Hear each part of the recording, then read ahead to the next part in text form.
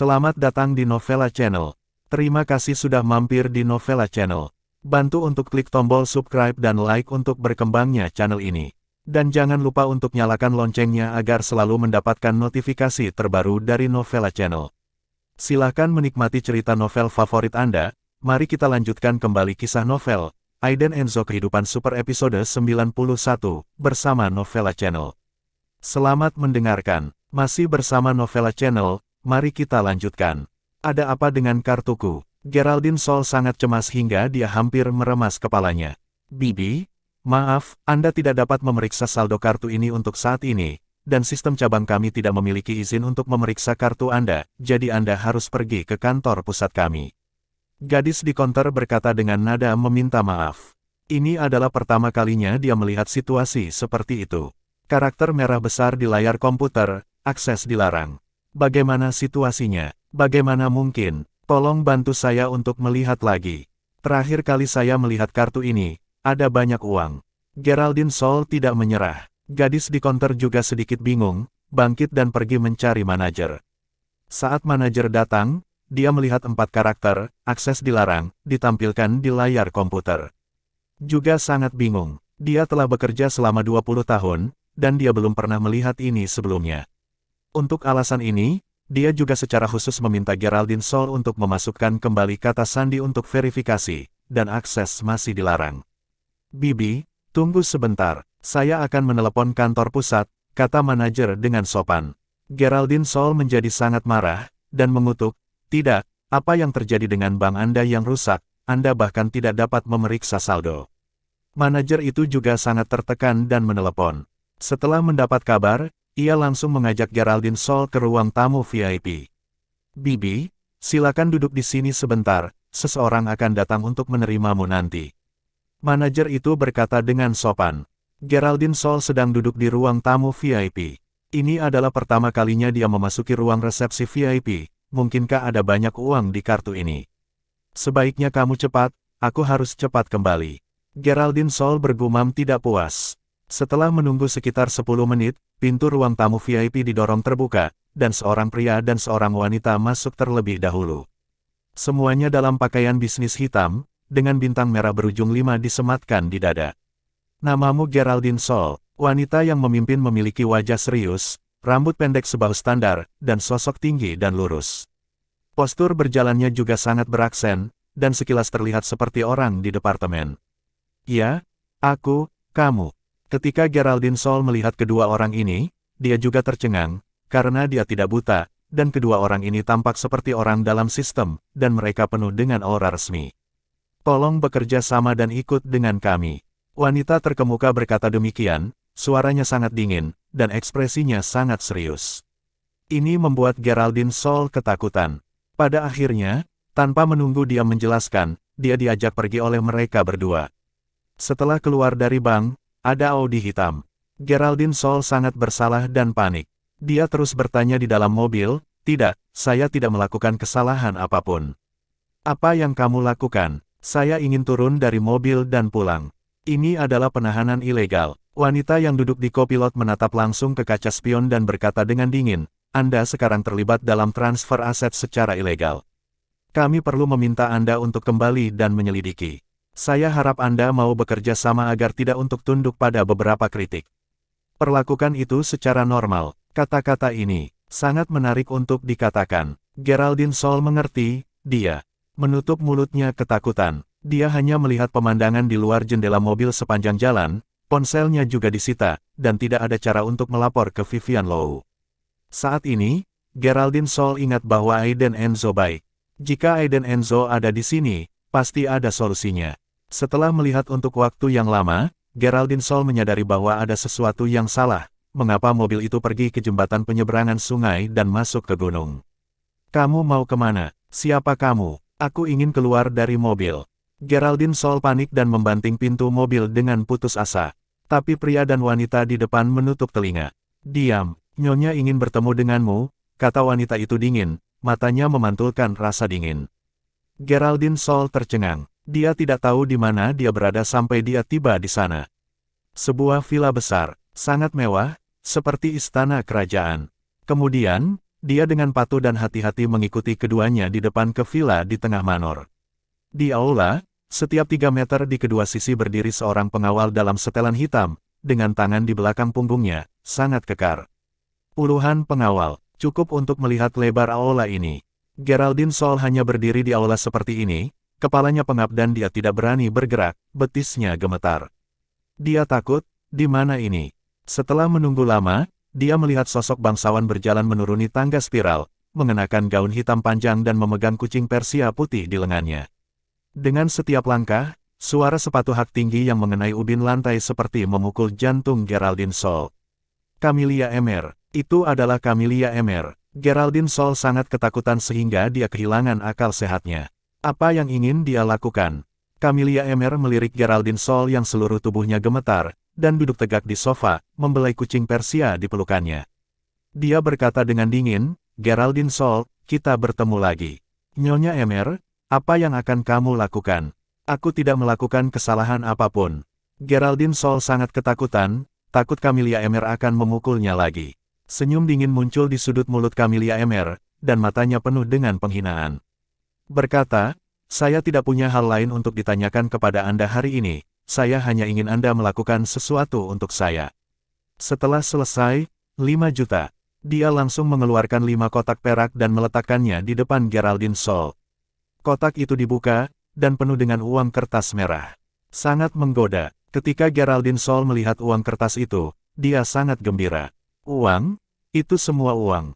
Ini semua untukku. Geraldine Sol bertanya lagi, masih tersenyum, benar-benar melupakan apa yang diajarkan Camelia Emer beberapa kali sebelumnya. Ekspresi wajah Camelia Emer sedikit berubah, dia tidak pernah menyangka Aiden Enzo akan hidup di bawah ibu mertua seperti itu selama 3 tahun. Bagaimana dia menanggungnya? Itu milikmu ketika semuanya sudah selesai, kata Camelia Emer dengan ringan, menunjuk ke Nikita Emer di belakangnya, dan mengeluarkan barang-barang itu. Itu datang dalam sebuah kotak kecil. Penasaran? Geraldine Sol mengambilnya dan membukanya, di dalamnya terdapat 3 kantong kecil berisi bubuk putih. Nyonya Emer, apa ini?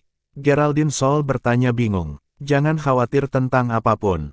Yang aku ingin kamu lakukan adalah, berikan ini pada Aiden Enzo, kamu hanya memiliki 3 kesempatan, kata Camelia Emer dingin, dengan kilatan suram menari di matanya. Geraldine Sol tercengang, memegang kotak kecil di tangannya, dia sedikit takut, dan bertanya, apakah ini beracun? Saya tidak akan melakukannya. Jika seseorang mati, saya tidak dapat melarikan diri.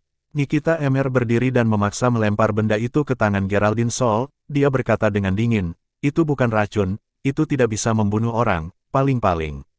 Itu adalah sesuatu yang membuatnya kecanduan. Setelah mengatakan ini, Geraldine Sol mengerti, dan matanya langsung melebar. Dia bahkan lebih ketakutan, menggelengkan kepalanya ratusan kali untuk menolak. Mengetahui hal ini akan terjadi, Camelia Emer menjentikkan jarinya, menyerahkan 2 dokumen, dan berkata, ini 2 dokumen. Satu adalah akta tanah ditambah 2 properti, yang lainnya adalah agar kamu dihukum, cukup bagimu untuk masuk penjara.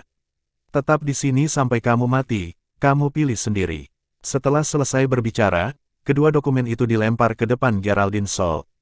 Dia buru-buru mengambilnya dan melihatnya beberapa kali, berpikir pada dirinya bahwa itu sudah berakhir. Pada akhirnya, Geraldine Sol tidak punya pilihan selain menandatangani dan meninggalkan Yunding Mountain Villa dengan uang dan sebuah kotak kecil. Camelia Emer berdiri di balkon, memandangi awan di langit, dan menutup matanya sedikit. Seorang pria jangkung berjalan di belakangnya.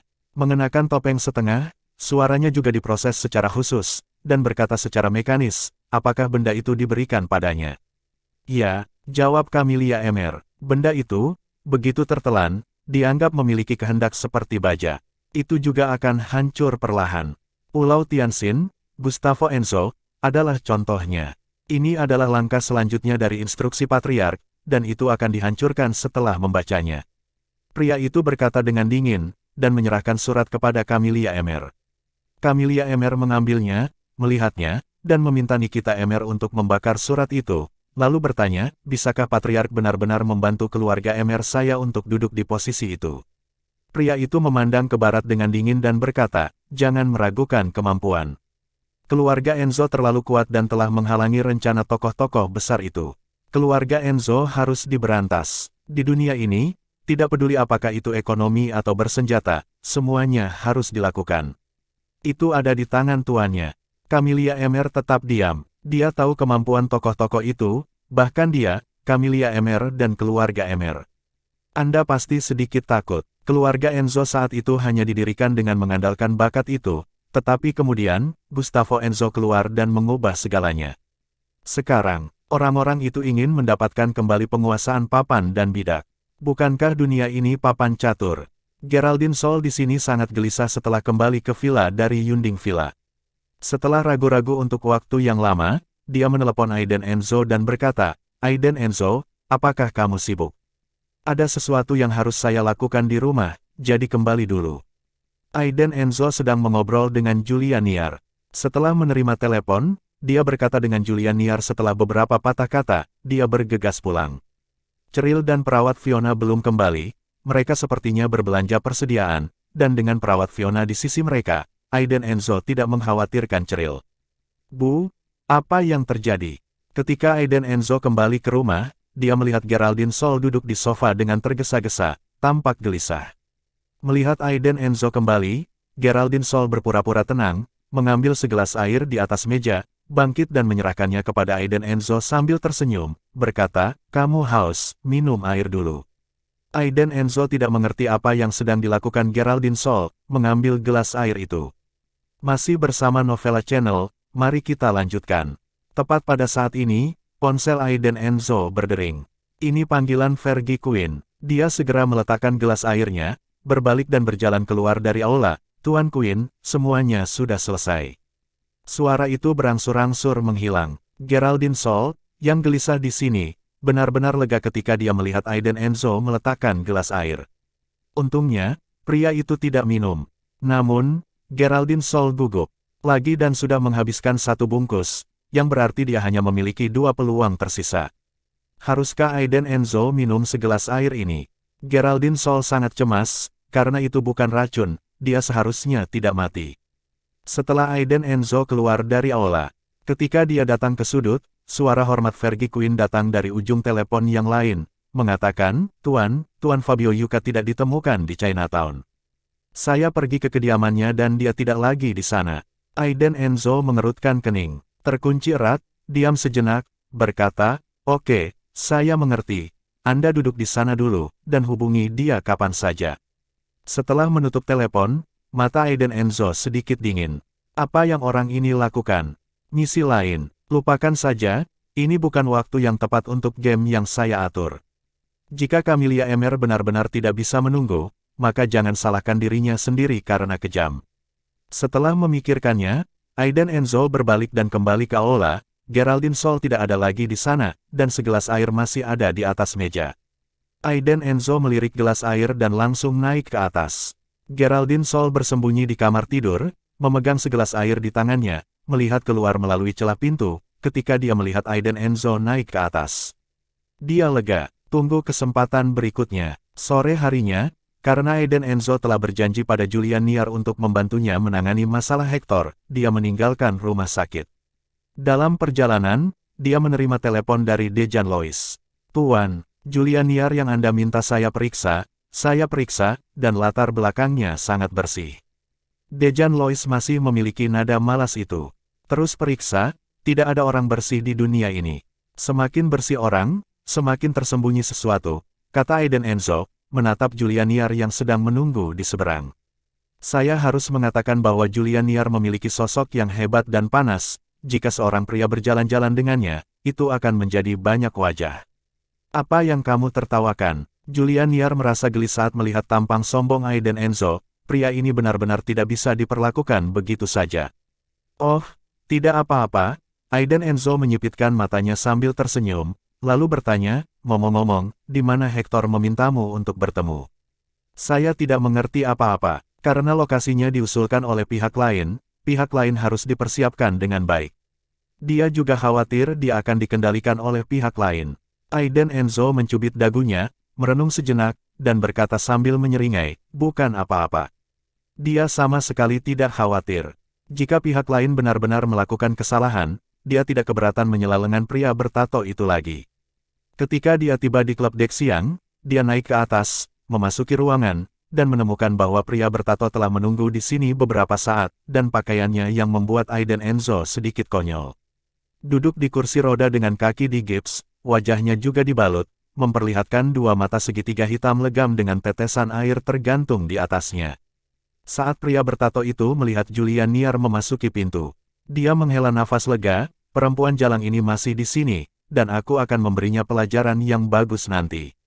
Tapi ketika dia melihat Aiden Enzo yang mengikuti di belakang Julia Niar, dia ketakutan, kenapa pria sialan ini ada di sini. Ada sedikit ketegasan di mata Hector, dan pada saat yang sama dia sangat takut pada pihak lain, yang terlihat sangat kontradiktif. Dia dipukuli, tetapi kemarahan di perutnya membuatnya tidak bisa menundukkan kepalanya. Pria ini benar-benar kejam saat menggunakan tangannya, jika dia mencoba menggunakan tangannya nanti, dia akan digantung di sini. Memikirkan hal ini, Hector panik. Dia mungkin mengingat kenangan semalam seumur hidup, dan dia juga akan mengingat pria ini seumur hidup. Ketika Hector melihat Aiden Enzo, yang tidak berbahaya bagi manusia dan hewan, masuk dengan senyum lucu di wajahnya, dia merasakan sakit yang membakar di paru-parunya, dan otot-otot di wajahnya bergetar. Oh, bukankah ini paman keduaku dan keponakannya? Aku tidak melihatmu setiap hari seperti 3 musim gugur. Aku sangat merindukanku. Pertama kali Aiden Enzo melihat Hector, dia memutuskan untuk membuatnya jijik.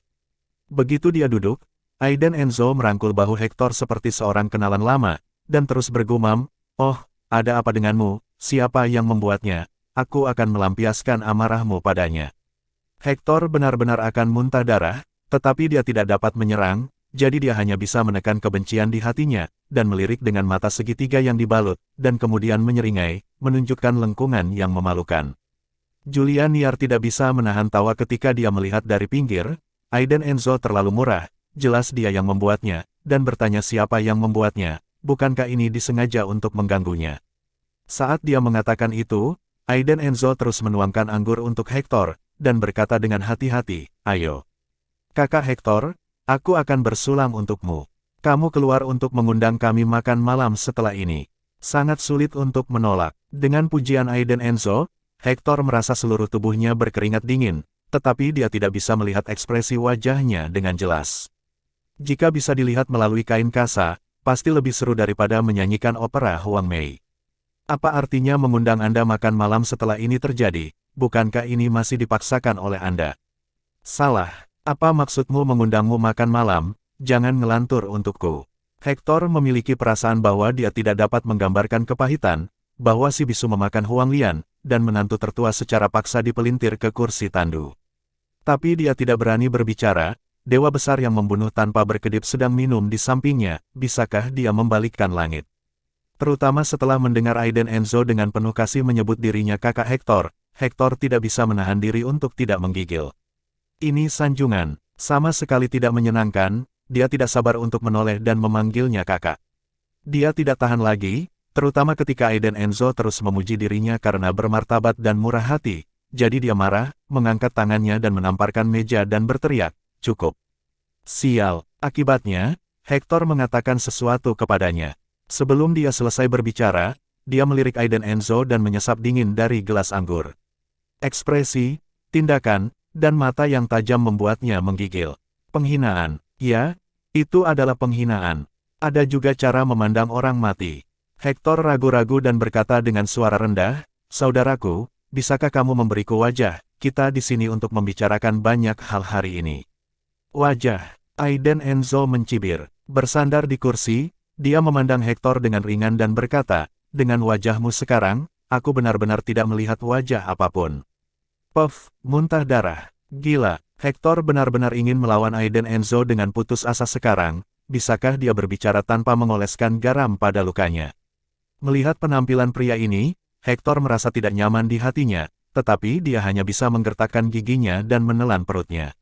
Hector tersenyum dan berkata dengan malu-malu, ini terutama tentang uang. Awalnya, dia sudah siap. Ketika Julia Niar datang, dia akan berbicara buruk tentangnya dan memaksanya untuk membayar kembali uangnya. Tapi sekarang, dalam situasi ini, Hector tidak berani berkata apa-apa, dia hanya bisa menelan amarahnya. Uang, kerugian, mengapa? Apakah Anda menyesalinya? Begitu dia melihat penampilan kejam Aiden Enzo, Hector merasakan gendang di hatinya, dan buru-buru menggelengkan kepalanya. Jika dia membuat tuan ini kesal, dia mungkin akan menemukan beberapa trik untuk menanganinya. Tidak, aku tidak menyesalinya, bisakah aku mendapatkan kembali sebagian? Aku tidak punya uang sekarang, jadi itu tidak mudah. Hector mulai memainkan kartu emosional, seperti kucing kecil dengan keluhan. Karena kamu tidak menyesalinya, apa yang bisa kita bicarakan? Apa hubungan hidupmu denganku dan Julia Niar? Aiden Enzo berkata, Julia Niar adalah temanku sekarang, jika kamu berani menyerangnya lagi, maka aku akan bersikap kasar padamu. Tidak, tidak, beraninya aku mencapai idenya. Hector menjelaskan dengan tergesa-gesa, karena takut pihak lain akan menamparnya. Gigi di mulutnya telah tanggal, dan dia masih bocor saat berbicara. Hector benar-benar merasakan kepahitan yang tak terkatakan, dia merasa sedang mencari Julia Niar untuk membicarakan uang hari ini. Tapi paman kedua saya akan berada di sana untuk sementara waktu, jadi saya harus mencari cara untuk menstabilkan mereka. Jika tidak, pertempuran hari ini akan sia-sia. Melihat sikapmu yang cukup tulus, aku tidak akan memukulmu untuk saat ini. Jika kamu memiliki sesuatu, langsung saja datang kepadaku, jangan hubungi Julia Niar, beritahu aku bahwa kamu berani melecehkannya secara pribadi, atau temukan seseorang untuk melecehkannya, kamu punya buah yang enak. Makan. Aiden Enzo berkata dengan dingin, gelas anggur di tangannya langsung dihancurkan olehnya. Kali ini, Hector ketakutan. Dia menganggukkan kepalanya seperti bawang putih dan berkata, sama sekali tidak, pasti tidak. Dia sebenarnya berpikir sangat sederhana, biarkan kamu menjadi sombong untuk sementara waktu sekarang, dan tunggu paman keduanya datang. Sekarang, lihat betapa sombongnya kamu, dan kemudian kamu akan menginjak kepalamu dan mengencingi dirimu sendiri. Memikirkan hal ini, Hector akhirnya merasa lebih baik, jadi dia buru-buru menghentikan Aiden Enzo dan Julia Niar, yang sedang pergi keluar, dan berkata, saudaraku, jangan buru-buru pergi. Kesini, duduk saja dan makan. Aku maaf karena tidak sopan kepada kakak iparku sebelumnya. Julia Niar sedikit bingung, tapi bajingan Hector ini benar-benar telah berubah. Yo, aku tidak berharap kamu menjadi manusia yang cukup, tidak apa-apa. Aku akan menerima hatimu untuk Julia Niar. Aiden Enzo tersenyum, melambai pada Julia Niar dan berteriak, Julia Niar, jangan hanya berdiri, cepatlah. Datang dan duduk, karena dia telah mengundang kita untuk makan malam, kita harus lebih murah hati. Julia Niar mengerutkan kening, tidak ingin menyelamatkan wajah Aiden Enzo, dia berjalan ke arahnya dan duduk, tetapi dengan pakaian putih kecilnya. Tangan di bawah meja, dia terus mencubit paha Aiden Enzo, dan bertanya dengan suara rendah, apa yang kamu pikirkan? Jangan bicara, makan. Aiden Enzo menyeringai. Hector melihat segala sesuatu di matanya, dan memarahinya dengan keras di dalam hatinya. Dia bahkan lebih membenci Julia Niar. Pelacur ini dulu berpura-pura tidak bersalah pada dirinya, tetapi sekarang dia tidak menggoda orang lain, itu benar-benar murah. Pada saat ini, sebuah mobil polisi baru saja berhenti di pintu masuk Dek Xianghui, dan seorang pria parubaya berusia 40-an atau 50-an keluar dari mobil. Dia mengenakan pakaian kasual, dengan borgol tergantung di pinggangnya. Wajahnya juga berminyak postur kakek. Masih bersama Novella Channel, mari kita lanjutkan. Dia melirik beberapa papan nama klub Dek Xiang, dan menemukan pintu sesuai dengan nomor kotak yang diberikan oleh keponakannya sebelumnya. Saat dia mendorong pintu dan masuk, dia sedikit bingung. Apa yang terjadi? Aiden Enzo sedang menikmati makanannya, tetapi wanita cantik di sampingnya duduk dengan sangat damai. Melihat postur ini, saya pikir itu adalah teman lama yang berkumpul untuk minum dan berbicara dengan gembira. Bukankah Anda mengatakan Anda datang ke kota, bagaimana dengan orang-orang? Pria berpakaian preman memasuki pintu, menarik kursi dan duduk, menyalakan sebatang rokok sendiri, dan menendang meja makan dengan kakinya. Berteriak, keponakan, sudahkah kamu tiba? Kamu hanya makan dan minum seperti ini. Apakah kamu ingin melakukan sesuatu? Worgan Jiro memandang rendah keponakannya, tetapi bagaimanapun juga dia adalah keponakannya. Darah lebih kental daripada air. Ini bukan masalah besar untuk menyeka pantat, biasanya hal-hal kecil seperti berkelahi dan menyebabkan masalah. Jika Anda berbicara dengan orang-orang di dalam, Itu hampir selesai. Tapi kali ini keponakan tertua berkata pada dirinya bahwa kakinya patah. Dia tidak hanya pergi ke rumah sakit, tetapi dia juga diperas untuk $1 juta. Bau mulut ini harus keluar. Baru kemudian Hector melihat paman keduanya masuk, dan buru-buru menangis dan berteriak, paman kedua, kamu di sini. Worganjiro mengerutkan kening, dan memarahi, mengapa kamu menangis? Kamu sudah dewasa, buang saja. Jangan malu, apakah ada orang lain yang datang ke sini? Hector mengendus dan terus menatap Aiden Enzo, tetapi Worganjiro tidak buta, dia menepuk meja dan mengutuk, apa yang kamu lakukan? Mengedipkan mata, aku bertanya padamu apakah dia ada di sini. Hector kemudian menunjuk, dan berkata dengan kejam, paman kedua. Ini dia, orang ini mematahkan kakiku dan merampokku $1 juta. Aiden Enzo benar-benar memperhatikan bahwa Worganjiro melakukan beberapa hal egois dan melanggar hukum dengan sedikit kekuatan. Kali ini giliran Worganjiro yang tercengang, dan menatap keponakan sulungnya Hector. Dia melihat Aiden Enzo yang tenang lagi, matanya penuh dengan kebingungan. Mungkinkah otak keponakan besar saya kebanjiran? Mereka mematahkan kakimu dan merampokmu $1 juta. Apa maksudmu minum dengan mereka di sini?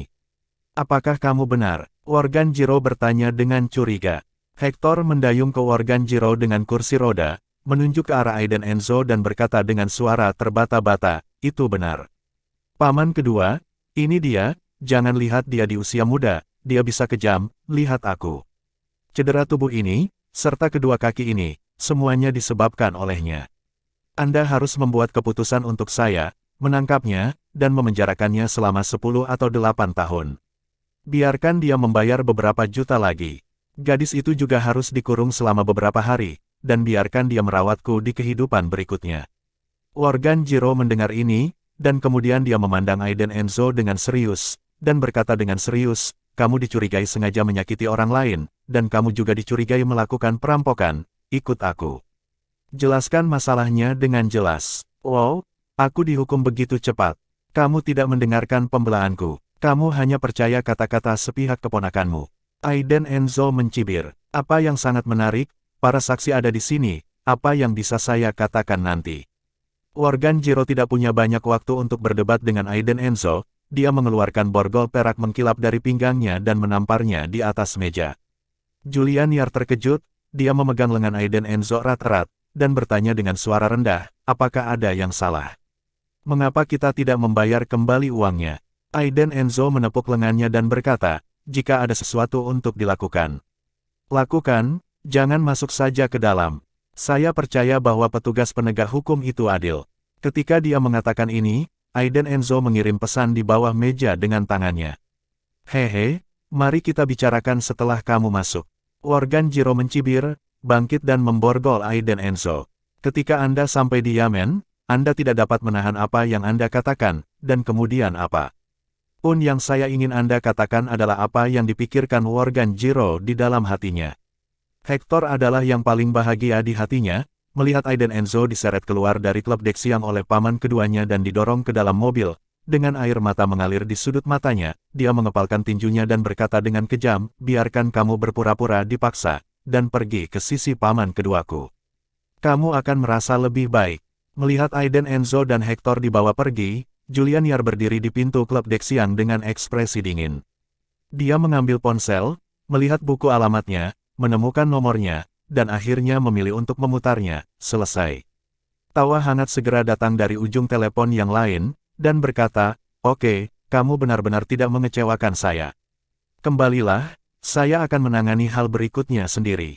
Gabriel Ruiz berada di ruangan yang remang-remang saat ini. Ketika dia mendengar berita Julian Yar, dia sangat senang dan hampir melompat kegirangan. Di depannya, seorang wanita dengan sosok seperti iblis, dengan bibir menyala, mengenakan sepotong renda hitam tipis, dan dia mengenakan anggur segar. Wanita ini berusia sekitar 30 tahun, sangat aura, dan sangat menggoda.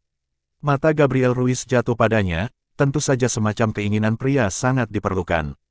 Tetapi dia tahu bahwa jauh dari mungkin baginya untuk mendapatkannya. Tidak semua orang bisa mengendalikan wanita ini. Bos Poppy, seorang femme fatale. Bersamanya Anda harus tetap terjaga setiap saat, jika tidak, Anda tidak akan tahu bagaimana Anda akan mati di detik berikutnya. Sudah selesai. Tiba-tiba, Wanita itu berbicara, suaranya sangat manis, dan dia melirik matanya. Memancarkan pesona senyumnya. Selanjutnya, giliranku untuk bermain. Gabriel Ruiz mencibir, memainkan sebuah benda di tangannya. Dia telah menunggu terlalu lama untuk hari ini. Gabriel Ruiz, aku harus memberitahumu bahwa Aiden Enzo tidak sesederhana yang kamu pikirkan. Wanita itu berdiri dengan lembut, bibir merahnya terbuka sedikit. Sambil menghela nafas, dia berkata, saya telah mengawasinya begitu lama, tetapi saya belum menemukan kesempatan untuk menyerangnya. Anda terlalu tidak sabar. Jika masalah ini salah, kepala keluarga akan tidak bahagia. Poppy, apa yang kamu lakukan? Sudah waktunya untuk berhati-hati. Itu hanya tuan muda grup Enzo di Kyoto. Mungkin dulu saya takut padanya, tetapi sekarang, saya tidak membayar perhatian padanya sama sekali. Dia hanya membuang-buang waktu. Gabriel Ruiz berkata dengan dingin, mencicipi tas di tangan whisky. Poppy dengan malas meregangkan pinggangnya, dan berkata dengan senyum ringan, aku tidak akan memberitahu Patriark tentang tindakan tidak sahmu kali ini, tetapi jika masalah itu terungkap dan Patriark bertanya, kamu siap untuk dihukum. Gabriel Ruiz mencibir dan berkata, aku tahu. Dia bangkit dan pergi dengan tergesa-gesa. Baru setelah Gabriel Ruiz pergi, Poppy, yang sangat cantik dan tak tertandingi, menunjukkan seringai di sudut mulutnya, dan berkata, Aiden Enzo, siapa kamu? Kamu pantas mendapatkan perhatian dari Patriark. Dan di sini, Gabriel Ruiz keluar, tidak sabar untuk menelepon Vivian Low. Vivian Low, Aiden Enzo ditangkap dalam sebuah kecelakaan. Apa? Bagaimana bisa? Vivian Low sedang rapat di perusahaan saat ini. Mendengar berita itu, dia terburu-buru dan turun ke bawah tanpa mengingat. Aku tidak tahu situasi spesifiknya. Mengapa kamu tidak pergi ke People's Square dan kita bisa membicarakannya setelah bertemu, kata Gabriel Ruiz. Oke, tunggu aku. Vivian Low tidak punya waktu untuk berpikir, pikirannya dipenuhi oleh Aiden Enzo yang ditangkap. Kembali ke sisi Aiden Enzo. Setelah memasuki kantor polisi, dia dikurung sendirian di ruang interogasi, dikelilingi oleh tembok putih, dengan tulisan. Kelonggaran untuk pengakuan dan ketegasan untuk perlawanan, tertulis di belakang, yang cukup praktis. Hector secara alami dibawa ke sini oleh Worganjiro. Bagaimanapun, dia adalah korban, dan dia harus membuat catatan, jadi dia hanya perlu membesar-besarkan fakta. Maka Aiden Enzo harus didakwa dengan kejahatan itu. Jika dia menghadapi perlawanan dari tunggul yang keras, Worganjiro memiliki banyak cara untuk membuat mereka mengaku, singkatnya, pemeriksaan ketat. Worganjiro melihat sekilas apa yang terjadi, dan menemukan bahwa keponakannya menyebabkan masalah lagi. Tidak heran dia ingin mematahkan kakinya, tetapi karena masalahnya ada di tangannya, dia memiliki keputusan akhir. Dia berencana untuk memenjarakan Aiden Enzo selama beberapa hari, membunuhnya, dan kemudian menginterogasinya, jadi dia tidak terburu-buru untuk menginterogasi Aiden Enzo terlebih dahulu, tetapi untuk menenangkan keponakan besarnya terlebih dahulu. Saat ini, sosok heroik seorang polisi wanita seksi muncul di pintu ruang interogasi. Karin Sani awalnya berencana pergi ke ruang tunggu untuk beristirahat sebentar. Akhir-akhir ini, ada terlalu banyak kasus dan berbagai insiden sering terjadi, dan seluruh tim tidak dapat menyisihkan tenaga. Dia adalah bunga penangkap cepat dan sedang masih wakil kapten. Secara alami, biayanya sangat diperlukan. Dong-dong, Karin Sani mengetuk pintu ruang interogasi, menatap rekan yang bertugas di dalam dan bertanya, Varga Leo, apa yang dilakukan orang ini? Apakah dia belum diadili? Dia tidak bisa mengendalikan salah satu masalahnya keingintahuan para penjahat. Saudari Karin, mengapa kamu di sini? Varga Leo itu buru-buru berdiri, menatap Karin Sani sambil tersenyum, matanya penuh kekaguman, dan berkata, kakak Organ membawanya ke sini, mengatakan itu dicurigai sebagai cedera dan perampokan yang disengaja. Karin Sani, musuh bebuyutan para penjahat, adalah bunga dari seluruh polisi Sangjiang. Dia adalah objek kekaguman bagi petugas polisi pria muda di seluruh kota Sangjiang. Dia mendapat posisi wakil kapten di usia muda, lulus dari sekolah resmi bergengsi, dan memiliki latar belakang keluarga kuat. Cedera yang disengaja, perampokan. Karin Sani mengerutkan kening, berjalan ke ruang interogasi dan melihat-lihat catatan, menatap Aiden Enzo yang duduk tegak menatap langit-langit, dan bertanya, siapa namamu? Varga Leo di samping sedang sibuk menyeka keringat dinginnya. Semua orang di sini tahu bahwa pasukan kriminal memiliki kebiasaan, yaitu suka menginterogasi, dan mereka sangat iri pada kejahatan. Tetapi pria ini, kakak Organ, secara pribadi mengaku bahwa dia ingin menginterogasi dirinya sendiri. Jika Sister Karin menghalangi, maka dia tidak akan bisa menjelaskannya. Saudari Karin, kakak Organ memberitahuku bahwa dia akan menginterogasi orang ini sendiri. Varga Leo tampak malu. Karin Sani mengangkat alisnya, langsung duduk, mengetuk meja dengan jari dan bertanya, "Hei, siapa namamu?" Terima kasih sudah mampir di Novela Channel. Bantu untuk klik tombol subscribe dan like-nya untuk berkembangnya channel ini. Novela Channel akan memberikan lebih banyak lagi cerita novel yang lainnya dalam versi audio.